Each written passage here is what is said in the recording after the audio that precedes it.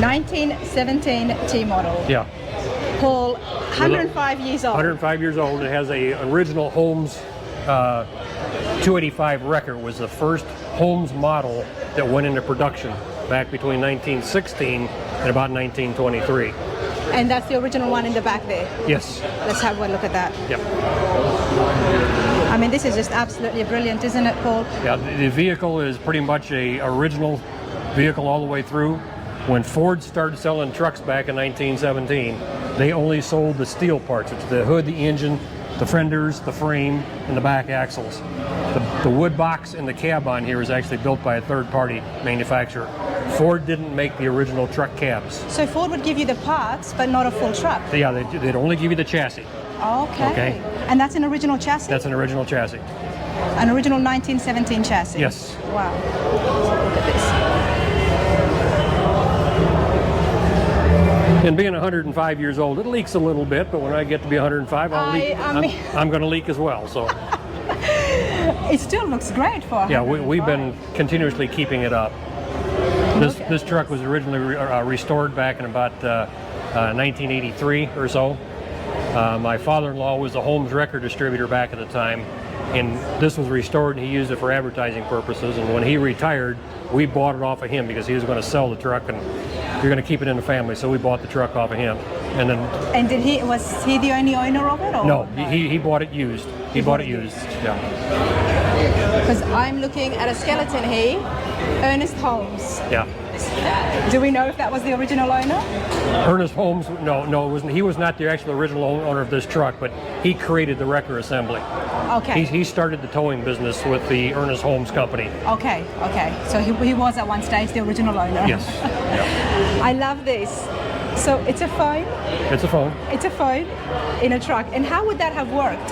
Well, the interesting thing back at that time, you didn't have cell phones. Okay, yes. Let me back up for just a little bit here. So if you knew you had a phone call coming in, okay, you had to run over to a telephone pole real quick, like, take the cable, plug it into the phone, plug it into the telephone pole in order to get the call in time. Wow. I'm just kidding. Do you believe this, Paul? Honestly, I'm gullible, okay? There were not phones back in this period of time.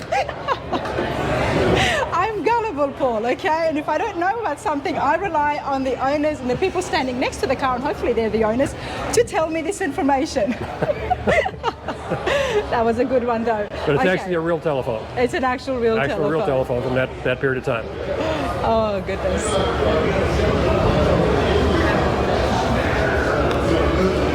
Look, now here's the wrecker, the first year, well, the original. First year of production. First year of production. They had a prototype vehicle, or a wrecker before that, was called the 680, but this one was actually a 285, and the interesting thing is it was called a 285 because this wrecker assembly cost $285 back at that period of time. They put the model number as what the cost of the wrecker assembly was. That makes sense. The 680, which was the predecessor to this one, cost $680. Okay. So when we are driving this, what happens to... This is just part of the wrecker assembly. In order to stabilize it when you're pulling, this swings off to the side. So you can actually pull a car from the side of the truck, but you don't want to have the truck leaning while you're pulling with it. So you drop the stabilizer leg, and then as you're winching the car up from off the ditch and whatnot, you're not putting the stress into the truck itself. It all goes back down to the ground. That's where his invention was one of the better parts of the towing operation when he started this. But he was the first one to make a true production type wrecker assembly.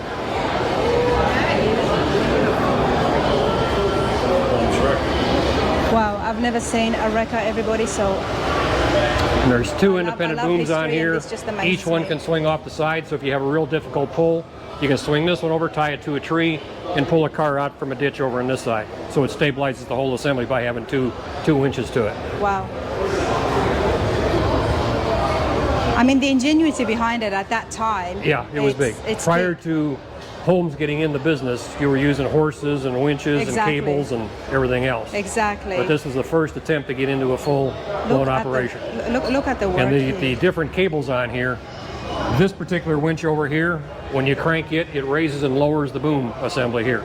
The arm goes higher and lower to get the right advantage for the pull. So after you get the boom set, this one right here is actually the cable winch itself. Okay? If you put your crank handle down here, this is a 4-to-1 ratio. For every 4 rounds here, this will go 1 round. Wow. If you put the crank assembly here for every round here, for 21.5 rounds here, it'll go 1 on this side. Wow. So 4-to-1 down here, or 21.5 to 1 actually up in here. So if you have a difficult pull, you put your crank on here, gives you more effort to pull. And so we're looking at towing or rescuing cars that are stuck, and cars are very heavy.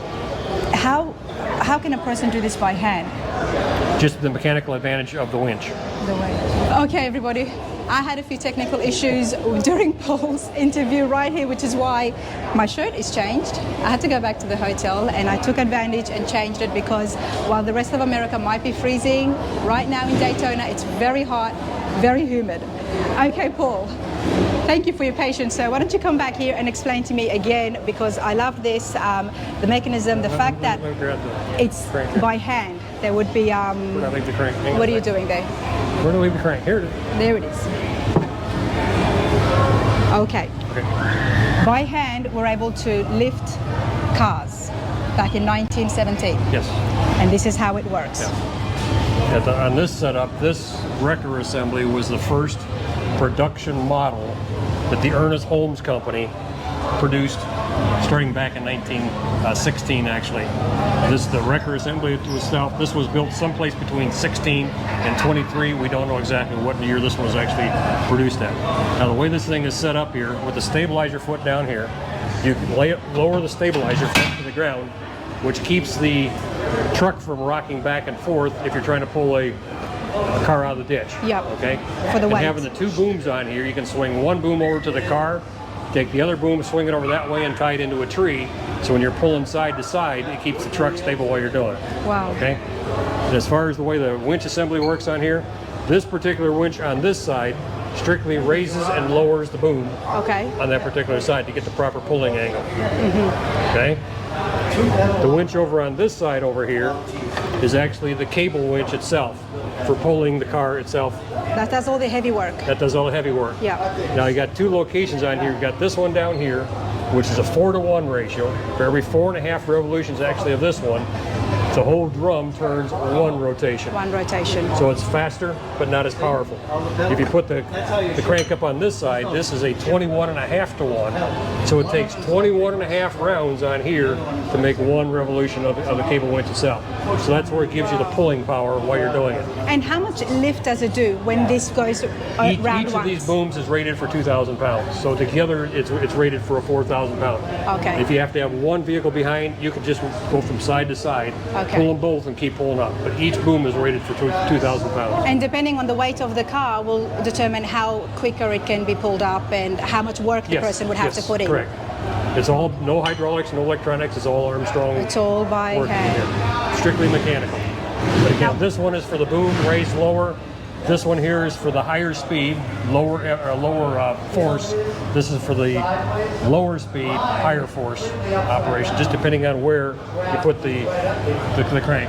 I don't know much about Ernest Holmes, so what was his, did he do this and then did he move on to more machinery? Or? Yeah, from this point, he just kept moving up to bigger and bigger trucks. There were probably 20 to 25 different models that he built while he was in business. And he got bought out back in the late 80s, and then this company was sold again to the current company, which is Miller Industries, which is still in Chattanooga, Tennessee. So they actually own the Holmes name, but they haven't built anything other than some flatbed carriers using the Holmes, the name itself. But it's all under Miller now. This is where it all started. This mechanism here, it's just brilliant, everyone. I do like history and I do like finding antique finds like this. So, Paul, how did you come across this again? My father-in-law was a Holmes wrecker dealer up in central Illinois. And so he was selling and building trucks up there. And he used this for his advertising. It used to be all lettered out with his company name on here. He used this for advertising purposes for his business. And when he retired back in 2004, he was going to sell this to one of his customers. He said, if you're going to sell it, we're buying it. So we bought this off of him, restored it again, and been using it for shows. And you like antique cars? Yes. Why is that? We have, the older you get, the more you like old stuff. What does that say about me? Am I aging a lot more quicker than I should? Yeah, Are you the owner of this? Yeah, we have this one, which is 1917. We've got a 1922 Mac with another Holmes wrecker on it, which I just finished here about 6 months ago, and 1930 Ford pickup as well. Wow. And you just like restoring them, and you know how to restore these. How is that possible? Like you, what do you do? I learned from my uncle who had an auto body business back from the 50s through, I think he retired in 90 something. So I learned the auto body work business from him. Now back in 1917, I'm going to pick your brain one more time. What would the wheels have been? Pardon? The wheels in 1917. Actually, with this particular truck, they were still similar to this, a pneumatic tire. They did not have the solid tires on this particular one. Were they white back then? No, actually they were black by then. They were black. White is actually an easier product to build. In order to get a black tire, they have to put carbon into the rubber. Yeah. Okay, but they were black on the trucks. Some of the earlier Ford automobiles, though, they were white. Yes, I have seen them. Yes. That's why I asked. Okay. Because rubber itself is really a white material. Color. Yep. Right. And what engine do we have in here? It's actually a 4-cylinder. It's 177 cubic inches, and it is only a 20 horsepower engine. You didn't need to go fast, especially if you were towing something behind you as well. Just a single small updraft carburetor on the side. And how old is the engine, sir? Pardon? How old is the engine? This one is actually a 1925 engine. It was swapped somewhere along the way. We have a 1917 engine at home that we can put back in if we need to. If you need to get back. But with the newer engines after about 1925, you have a generator and electric starter. So instead of, you don't have to hand crank it, but you can hand crank the starter if you want to. But you just kind of get lazy. If you kill it while you're driving it, you can just step on the button on the inside, restart it instead of jumping out and cranking it from the front. I have seen that with the Model Ts. As far as the indicator lights here, these are actually a kerosene lamp. Okay, there's a simple wick on the inside. Fill the bulb with kerosene and light it off on the lighter. Everybody, if you remember, and cruising the coast, I came across the 1915 Touring, and Vetch, I believe his name was, I hope I'm not wrong, he had the kerosene headlights there, but then he had changed it to the LED lights, but it still had the look of it. Yeah. But yours is still there, so if someone wants to light it, they can. All you have to do is fill the bulb and light it. Wow. And there's one in the back for a tail light as well.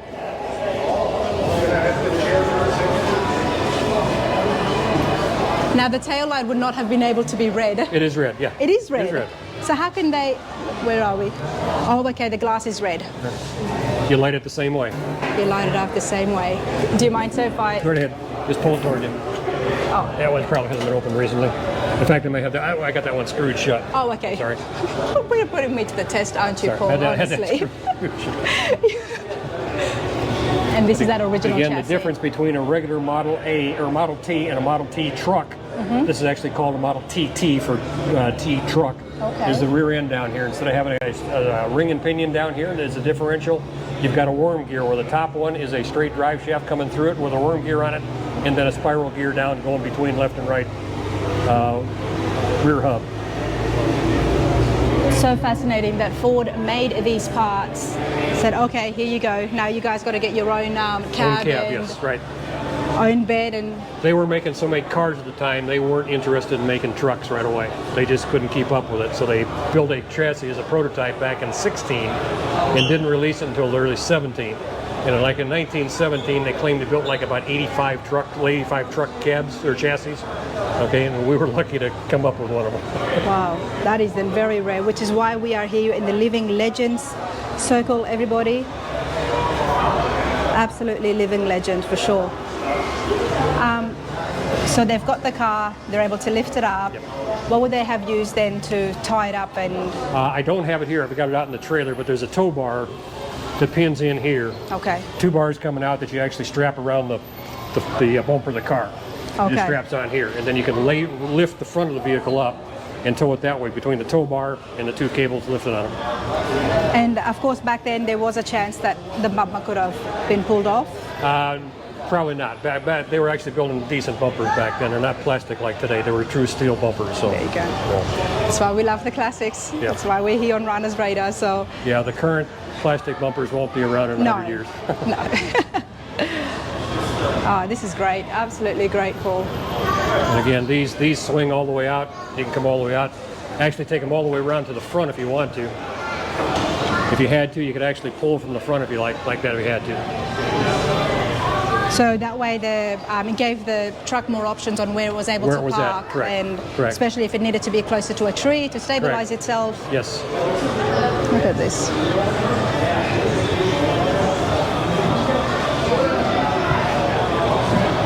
I absolutely love finding antiques, everybody. Here's some more information.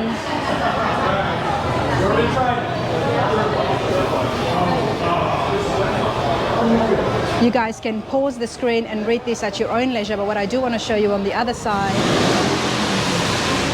there's a bit more details on the mechanisms of the Model T truck.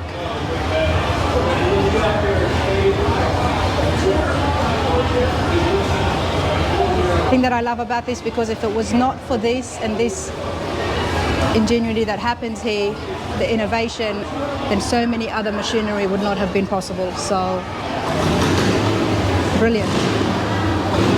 Brilliant. Thank you so much, Paul. You bet. Much appreciated, You bet. sir. Thank you. We'll look for you out on YouTube.